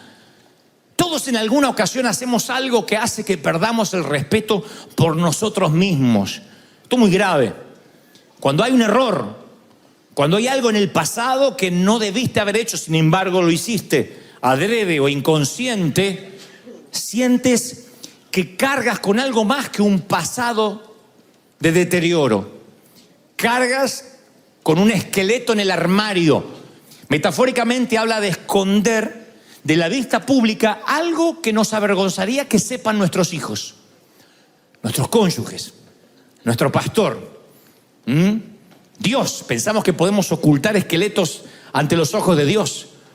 Sé que a esta altura del año hay gente que viene arrastrando secretos perturbadores que te han hecho la vida más cuesta arriba que nunca. Demasiados secretos enterrados muy profundos y sin resolver. Una historia de abortos, de intentos de suicidio, de divorcios, de matrimonios fallidos, de adulterio, de fornicación. Y de tanto en tanto empiezas a vivir la bendición de Dios y de pronto sientes que el pasado te cobra una factura impaga y sientes que es como cuando te vienen las cartas del IRS que te quieren cobrar todo con retroactivo y hasta con intereses. Y eso, de alguna forma, eran los esqueletos en el armario de Gomer, demasiados secretos enterrados. Y ella ahora está con dignidad. Ahora un hombre santo, puro, le propone matrimonio, pero ella todavía va a sangrar, todavía no lo va a poder disfrutar. Veo otra vez a Oseas y descubro un tipo que no le importa la opinión ajena. Insisto, está enamorado. Entonces Oseas no le importa lo que opinen de su relación con Gomer y le da a esta dama dignidad, le da apellido. Noten que él es un hombre santo de verdad. Pregunta: ¿cómo se puede tener un matrimonio santo cuando uno de los dos no lo es? ¿Cómo puede haber una relación de santidad cuando uno de los dos no lo es? ¿Puede haberla? Claro. ¿Cómo puede Dios amarte, Él siendo santo, cuando tú no lo eres, cuando yo no lo soy? Uno de los dos es pecador y sin embargo Dios nos trata como a su novia. Iremos a las bodas del Cordero, o sea, Dios nos ve como una novia pura, y no necesariamente porque seamos vírgenes descalzas ni puras, porque la mayoría venimos de vidas corruptas, deterioradas. Sin embargo, la santidad de Dios es tan grande y su amor es tan grande que Él puede formar una pareja de alguien que no es puro con alguien que sí lo es. Esto es lo que está pasando con Oseas y Gomer. Él envuelve con un manto de amor los hombros magullados de esta dama. Saca con amor y dulzura el olor pútrido de la piel que estaba toda la lujuria de otros hombres que habían transitado por ella y la transforma en alguien. Nunca te olvides de eso. Dios te ama tanto que te transforma en alguien. Ahora Gomer es la esposa de don Oseas. ¿Qué borra el abuso? ¿Qué es lo que borra las huellas del pasado? El amor. No hay otra cosa que pueda borrar las huellas del pasado. Oseas ama a Gomer y la transforma en alguien. La sacó de las calles y la metió en su casa. Ahora entra como una dama. Él la lleva a vecindarios, a que se codee con otras damas y que nadie pregunte sobre su pasado. Besa las heridas, besa las partes vergonzosas que ella siempre solía taparse. La perdona, le dice: no me cuentes, si no suma, no me cuentes. No quiero que me ocultes el pasado, pero tampoco quiero revolverlos y hacerte sentir culpable. Así que él la envuelve y la acurruca por las noches y va sanando de a poquito, porque la sanidad es como la recuperación de un postoperatorio. No es cuestión de un día, de un par de horas, de una noche. Son meses, semanas, años. Cuando alguien te cura las heridas de a poquito, porque esta mujer ve en todos los hombres a un abusador, a un animal depredador sexual, pero ahora tiene un hombre dulce que la acompaña, que la dignifica, que no la usa, que no la ve como una cosa para dar placer, sino que la quiere como la madre de sus hijos, y ella se empieza a sanar. Es exactamente lo que hace Dios con nosotros cuando nos empieza a abrazar. Llegas, entregas tu corazón al Señor, y luego en cada domingo Dios te da una palabra que te sana. Se mete en los recovecos de tu alma, hace una búsqueda arqueológica entre los secretos más oscuros de tu armario, va sacando esqueletos, y en la sanidad Gomer experimenta de que finalmente ella va a poder creer en su corazón lo que solo recibe cerebralmente. Cerebralmente le dice su flamante esposo: eres una dama, y ella dice: sí, sí, pero cuando las cosas se complican, uno empieza a ver qué metida de pata cometió en el pasado. Y a veces ese pasado te gana porque te enlaza y te tira para atrás. Eso le pasó a Gomer. Y la Biblia dice que vuelve a sus amantes. Oseas percibe algo, porque un día la quiso abrazar y ella no le correspondió. No dice la Biblia que ella no lo amara, Oseas, pero tal vez ella no se sentía digna de tamaño amor. Gomer se sintió incómoda en un lugar cómodo, en una tierra fértil. Eso sucede con muchas personas que tienen un pasado disfuncional. Las bendiciones que reciben les son poco familiares. Hay gente que dice: yo no merezco que me pase esto, no. O esto es del diablo, o no sé qué está pasando conmigo. Y se sienten culpa. Y yo te voy a decir una cosa: cuando sientes culpa por lo que Dios te da, ofende al Dios que te está amando. ¿Cuánto puede soportar una pareja que él o ella le dice a su pareja: te amo? Y ella dice: no, te amo, no me amas, te amo, no, sí te amo, te perdono todo, no. Ay, la quieres matar. Es bonito que te corresponda, que se diga gracias. Yo también. Pero si toda la vida dice no, termina ofendiendo. ¿Qué hombre se siente cómodo cuando se da cuenta que el amor que él da no alcanza? ¿O qué mujer se siente feliz cuando se da cuenta que lo que ella da no le alcanza al otro? Por lo menos eso es lo que Gomer hace sentir a Oseas. Pero la historia está todavía más inquietante, porque el libro de Oseas dice que tuvieron varios hijos. Y hay una aclaración que aparece en las Escrituras que si no lees con detenimiento te podrías perder el detalle. Dice: mas ninguno de los hijos se parecía a Oseas. Sí se parecían a otros hombres del vecindario, especialmente el negrito y el japonés.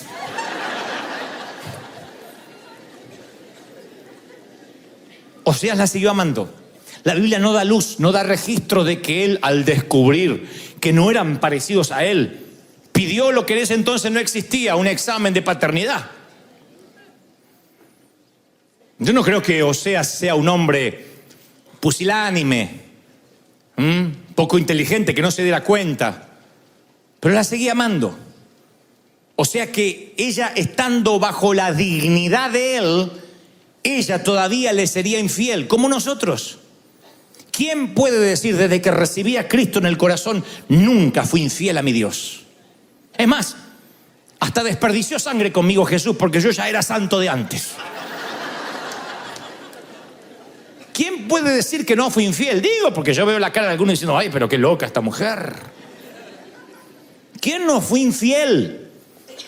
¿Quién no tuvo hijos bastardos? Vástagos que no eran gestados por el Padre mientras que estábamos en una relación con Dios. Porque yo veo que cuando Dios ama, aún protege y provee, incluso para aquello que no salió de su voluntad y su propósito divino. Muchos de nosotros tenemos errores que son vástagos. No hablo de hijos literalmente, hablo de empleos que te involucraste sin consultar a Dios. Hablo de relaciones fallidas, de decisiones que tomaste sin preguntar a Dios, y las hormonas pesaron más que preguntar la perfecta voluntad divina. Y entonces hoy te encuentras, ¿y qué Dios hace con esos errores? Con esos hijos que no fueron concebidos bajo su voluntad. Aún los protege y provee. ¿O no? O Dios no ha provisto para tus errores. O Dios no te ha bendecido aun cuando hiciste las cosas mal. Aún Dios bendice a esos niños que nacieron de la carne. Esas cosas que tomaste, esas decisiones a las cuales te lanzaste sin siquiera orar, por necesidad. Los lugares a los cuales te moviste sin meditar. Yo conozco un Dios que está tan enamorado de mí. Y esta no es una licencia para pecar. Cuidado. Voy a hacer cualquier cosa. Dios va a amar mis errores. Lo que digo es que muchos venimos de una vida con decisiones en el pasado que Dios proveyó y amó. Dios no te dice, uy, tú eres una madre soltera, deshazte de ese hijo bastardo y luego ven a la iglesia. Dios no te dice, uy, tuviste una vida licenciosa, arregla todos los problemas que dejaste por ahí y luego pasa a la iglesia en santidad. Dios te abraza como eres. Con los noviazgos fallidos, con los matrimonios que fracasaron. Dios te ama como eres, tal cual eres. Así te ama Dios. Provee para aquello aún que metiste la pata. Te sostuvo aunque fallaste. Porque está enamorado de ti. Todavía me miran como diciendo, ¿de verdad? Sí, está enamorado de ti. Cuando escribía este mensaje me decía, dile a mis pequeños que yo los amo, dales un beso de mi parte, abrázalos, dile que terminen el año sabiendo que son amados. ¿Lo crees de verdad? Te ama el Señor. Y un día Oseas va al armario y se da cuenta que falta ropa. Va al tocador y está el set de maquillaje, pero ella ya no está, se fue. ¿Cómo no se va a ir si esa es una víctima del pasado? Está atrapada en esa casa como un animal enjaulado y aunque trata de avanzar siempre retrocede hacia su crisis original. No culpen a Gomer. No es que Gomer sea una desalmada. Gomer, como tú o como yo, un día se cansa de fingir. No debe haber peor cosa que estar con alguien al que no amas y tratar de pegar esa relación a fuerza de disciplina cuando no sientes nada. El espíritu de Gomer nunca se ha ido de la iglesia.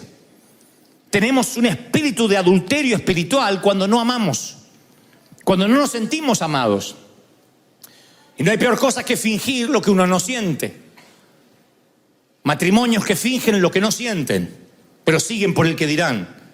Gente que está en el ministerio y no ama el ministerio, pero está por el que dirán. O lo que es peor, por un cheque. Y cuando sigues por el cheque, por el que dirán, o por los que dicen en las redes, tú eres un animal enjaulado y tarde o temprano vas a escapar. Con escándalo o sin escándalo, tú vas a escapar. ¿Y qué hace Dios? Lo que hace Oseas. Que parece ridículo que tome una linterna y salga a buscar a su esposa por la noche. Un hombre de bien no debería preguntarle a otros hombres por el paradero de su esposa. Sin embargo, está tan desesperado que en la noche grita, ¡Gomer! ¡Gomer! Los niños esperan en casa, Gomer. Y pregunta, no tiene vergüenza de preguntar a otros. Y así como Oseas no tiene vergüenza de andar por las calles con una linterna, está mostrando que Dios es un símbolo, que Dios tampoco le importa ir de vuelta a la cárcel, ir de vuelta a tu sitio más oscuro, al lugar de la pornografía, al lugar que estás perdido y decir, yo estoy dispuesto a amarte si tan solo regresas a casa. Si tan solo regresas a casa, mi querido, no te preocupes por cambiar, Él va a cambiarte. Tan solo tienes que volver a casa. ¿Has visto a Gomer? Y le dicen los amigos, olvídala, es lo mejor que te pudo pasar. Pero el verdadero amor no olvida. Es Dios buscando al que falló. Él no necesita, como Dios, amarte porque Él sigue siendo Dios sin ti y sin mí. Sin embargo, te ama de verdad y te busca. Cada domingo trae un mensaje que te cala el corazón y te pega acá. Y si no es aquí, es mirando un video, y si no en una canción. Dios te ama, Dios se empecinó con tu vida, es un sabueso. Te alejas y te atrae. Y si tienes que mover la tierra, te atrae para moverte. Y si tienes que mandar un pez, te traga un pez y te trae. Y tú dices, pero este Dios la tiene conmigo, es que te ama. Tú dices, pero yo no tengo nada para ofrecer. No te preocupes. Solo primero entiende que eres amado y a partir de ahí vas a poder dar amor. Si no, no puedes amar. Cuando te sientes admirado, Cuando te sientes amado, es fácil amar. Pero no hay persona más difícil de amar que aquel que no da nada y no quiere recibir nada tampoco. Y Gomer se va no porque le guste la prostitución, sino porque se siente poca cosa para tamaño hombre. Y él la vuelve a encontrar, dice la Biblia. Y ahora está en una mesa de esclavos, en un mercado de esclavos. Algo salió mal. Un esclavo es un eslabón un poco más bajo que las prostitutas, porque en su caso seguirá dando favores sexuales, pero ahora gratuitos, porque es esclava de quien la compre. Y cuando la ve Oseas, ve sus ropas finas que ya no están, la ve desgreñada. Estaba de fachas, su vestido estaba roto, su cabello estaba andrajoso. Está casi irreconocible, la estaban subastando como si no valiera nada y los hombres se mofaban y hablaban de ellas con palabras soeces, torpes, chabacanas. ¿Y saben qué hace Oseas? Buscan su billetera, todo lo que tiene, buscan los bolsillos. Estaba dispuesto a comprarla, la compró. Se vació los bolsillos el tipo, no le quedó nada y le dijo: ahora sí, me la llevo. Y le dijo: tú serás mía, no fornicarás, serás fiel a mí. Y los hombres se rieron de Oseas, porque ¿quién paga tanto por tan poco? ¿Quién paga tanto por tan poco? ¿Quién paga tanto por tan poco? Él da la sangre de su hijo por tan poco, porque te ama. ¡Aleluya! ¿Lo crees de verdad? Y antes de permitir que ella como esclava obedezca a los antojos de cada vecino extranjero de la ciudad, la compra, la redime. Escucha el ruido de los esqueletos del armario, pero aún así es el mejor amante. Simbólicamente Dios vació sus bolsillos. Dios miró y dijo: ¿qué puedo dar para comprar a mi hijo unigénito? De tal manera Dios te amó que vació sus bolsillos y dio a su hijo unigénito para que no te pierdas, para que dejes la esclavitud y la prostitución y regreses a casa. Y si te compra, eres su esclavo ahora. Me la llevo y eres su esclavo. Pero tanto amaba este hombre a Gomer que dijo: yo no quiero que seas esclava. Sí te compré, pero quiero que seas esposa otra vez.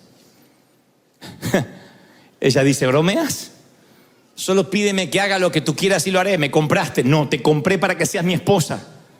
Te compré para que seas libre y me elijas. Para eso te compró el Señor, para que seas libre y lo elijas. Y lo eliges a Dios todos los días. Acá estoy sucio, degradado, pero me voy a tu casa, voy a ser tuyo, no como esclavo, sino como alguien que decide ser libre y amarte. Y él, Oseas, como un sastre sagaz, empieza a reconstruir la autoestima rota, el corazón roto de esta mujer. Yo no sé cuántos traumas has pasado en la vida y a cuántos has sobrevivido, pero estoy convencido que el aroma del perfume francés no puede disimular el olor de tu pasado. Hay muchas personas aquí que sus problemas de la niñez, de la infancia, de la juventud están enterrados bajo vestidos de seda y trajes o carteras de diseñador. Hay muchas mujeres abusadas durante la noche y obligadas a callar durante el día. Hay muchos hombres subestimados por sus propias familias durante años, obligados a pararse derechitos durante el día e hipócritamente disimular que todo está bien. Y un día esos esqueletos en el armario salen afuera. Un día no aguantas más, estallas, implosiona, colapsas. Y a menos que te sientas amado, no podrás sobrevivir. Tú dices: pero Dios te ama, sí, pero ¿quién no lo necesita oír una y otra vez? Y otra vez y otra vez y otra vez. Cuando te vuelves a mirar en el espejo, te das cuenta que estás con un Dios que no le importa lo que fuiste, o de quién fuiste, o a quién le perteneciste.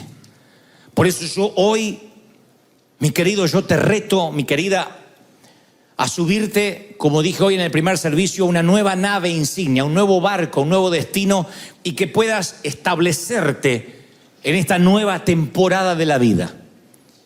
Que si tuvieras que definir tu vida, tu nueva temporada, en una frase dijeras: amado por Dios. ¿Cómo estás hoy? Amado por Dios. No en una etapa de bendición, en una etapa de pedir perdón, que diga: hoy me voy amado por Dios. Dios me ama. Me di cuenta a través del mensaje que Dios me hizo libre, que quitó los esqueletos de mi armario, que no le importa de quién fui, qué hice, con quién me revolqué. Dios te ama de una manera tan grande que supera un poema de Neruda, de Cortázar, de Gabriel García Márquez o de Paulo Coelho.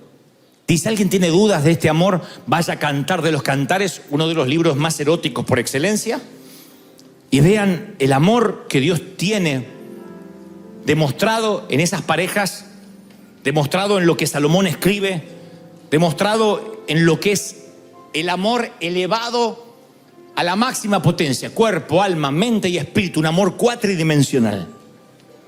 Dios te ama cuatridimensionalmente, te ama, suspira por ti. Dice la palabra: callaré de amor por ti. ¿Has callado alguna vez de tan enamorado? ¿Te quedas sin palabras? Dice: ya no tengo palabras, te lo tengo que demostrar. Él dice: callaré de amor, solo te bendeciré. Ya no te endulzaré los oídos, te voy a bendecir. Como cuando alguien dice: déjame que te bese. Dejemos de hablar, que nuestros labios tienen una conversación pendiente. ¡Oh!